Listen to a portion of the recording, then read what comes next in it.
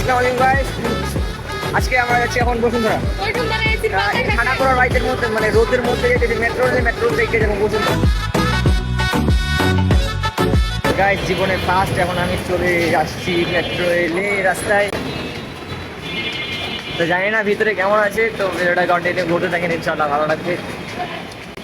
এমনি তো ঠান্ডা করা রোদে দিয়ে হাইটে গায়ে পায়ের অবস্থা শেষ, তারপর দিয়া আমার নাকি একটা সিঁড়ি উঠতেই ভাই। যদি মেট্রো মজা না লাগে আজকে পুরা সিস্টেম ফার दूंगा কি করে ডাইরেক্ট হচ্ছে মেট্রো রে। ও ও এমনি তো অবস্থা শেষ, তার উপর ঠাটা পড়া রোদ যাইলাম, তার উপর সিঁড়ি উঠলাম, এনে নাকি আবার দাঁড়াই তো টিকিট কাটার লেগা। ও যে মানে প্রথম একটা জিনিস দেখলাম হয়ে যাচ্ছে অবস্থা।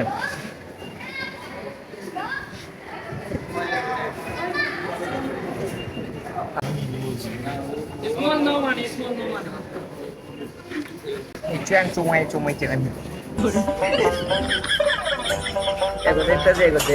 কথাগুলো বেশি দেখতেছে। সামান্য টিকিট নেওয়ার লেগে আধা ঘন্টা ধরে দাঁড়ায় দিতে পারি, পুরো অবস্থাটা। ফাইনালি আমরা টিকিট পাইছি। এর মধ্যে বিশেষত সবই। আপনার অনুভূতি কিরকম? ও আমার অনুভূতি, মূর্তি বানাইছে কিন্তু মুতার জায়গা নেই। এইটা আপনি ঠিক কথা कौन है वो कौन है वो कहाँ से वो आया चारों दिशाओं में। শালার একটা ট্রেনের এত গতি কেমনে হয় কোন? অনেকক্ষণ অপেক্ষা করে ফাইনালি মেট্রো রেলে।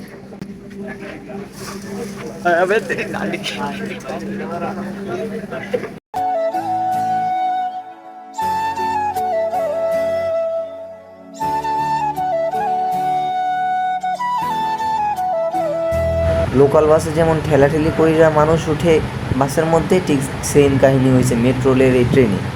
তো এখান থেকে ওয়েদারটা আমার ঠিক লাগতেছে, অসাম কালে।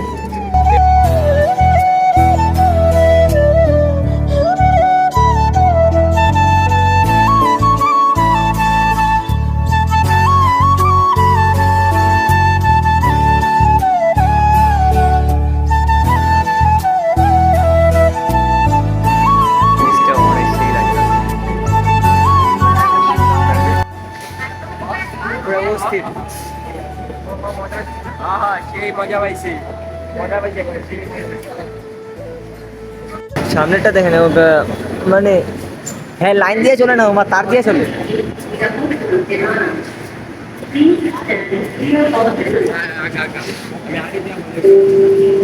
পাবলিকে ঠাইসে মশে একবার ঢুকে অবস্থা শেষ। একটা জিনিসের ভাবতাছি, যদি মেট্রো রেল না আইতাম, এই বাস দিয়ে আইলে অবস্থা পুরো ঠাড়া মারা হয়ে যেত আজকে আমার।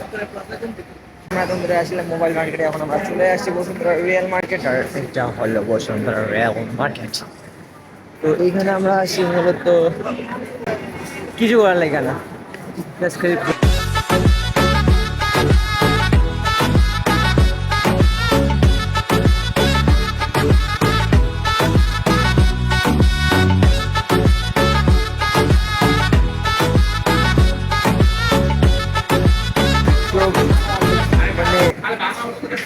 ভাই চোখটা এটি মানুষ না ভাই, মানুষের মতন একবারে পুরো পোকার মতন একবারে।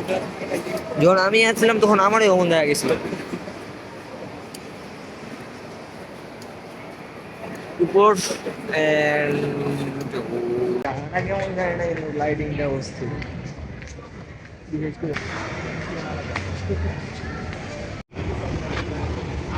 ভাই লাইটিংটা অনেক সেই লাগতেছে সেই। তো গাইস আজকে ভিডিওটা এই পর্যন্ত। যদি ভালো লাগে তাহলে লাইক কমেন্ট শেয়ার করবেন, আর কোন জায়গাটা খারাপ হয়েছে বলে দিবেন কমেন্টে। তো দেখা হচ্ছে পরবর্তী ভিডিও, বাই বাই।